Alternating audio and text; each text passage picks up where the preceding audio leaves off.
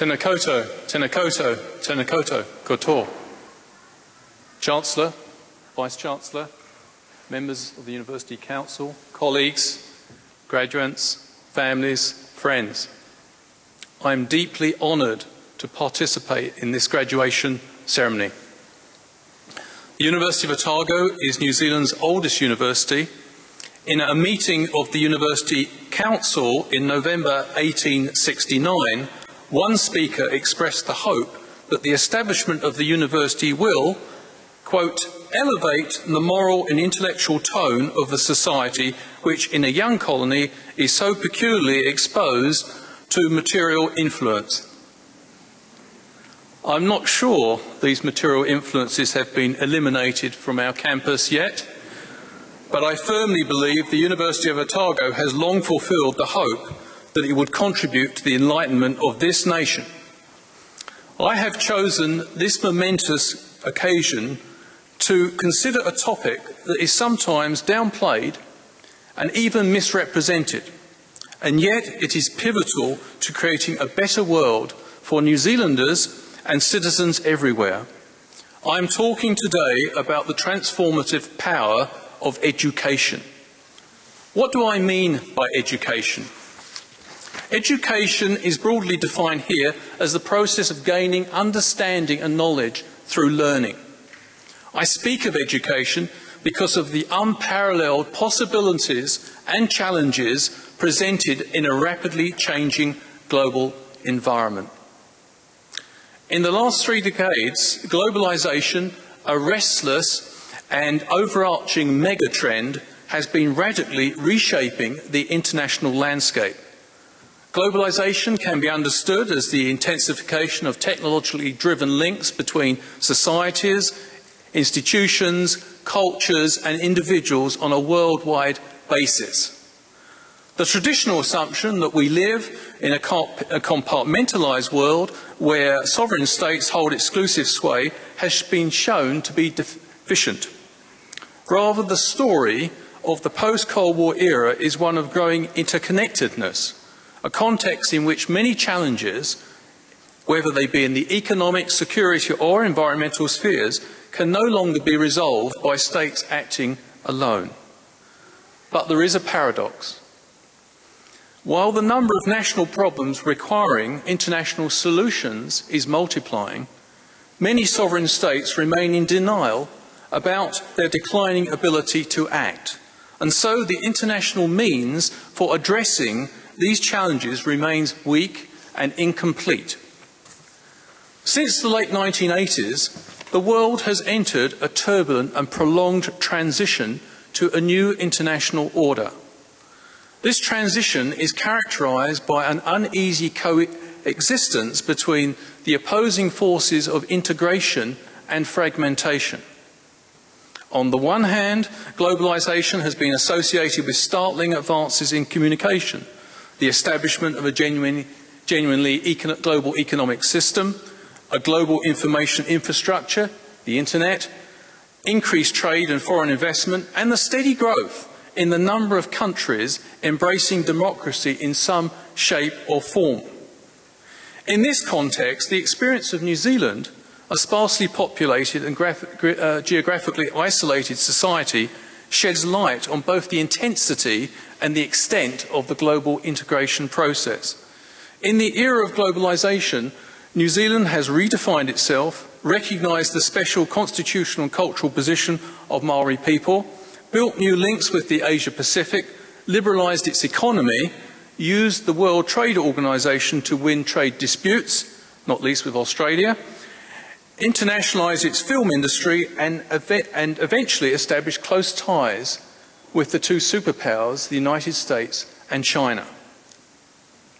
On the other hand, globalisation has its dark side. The compression of time and space through technology has unleashed new perils or exacerbated existing problems. Examples include the advent of transnational terrorism, the proliferation of intrastate war or wars within states, drug and human trafficking, international organised crime, global pandemics, weakening financial accountability, relentless environmental decline, and growing inequalities. Today, in a world of 7.3 billion people, 900 million do not have enough to eat. 1 billion are illiterate, and 1 billion do not have access to safe water. At the same time, 85% of the world's richest people own the same amount of wealth as the 3.5 billion poorest, which is close to half the world's population.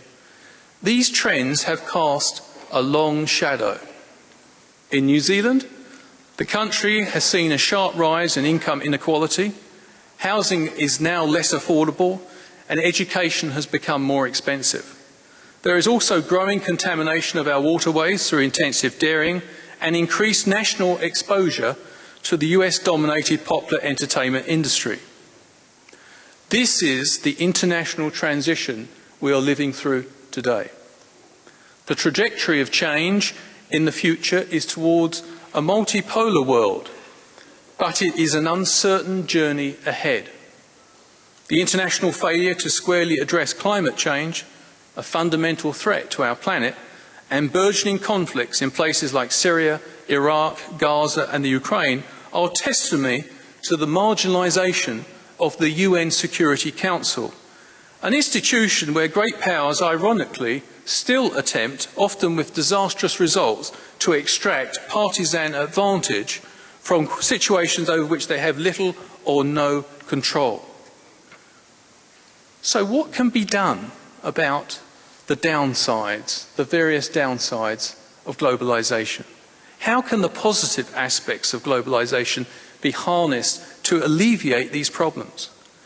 With or without its new seat on the UN Security Council, New Zealand faces two types of challenge.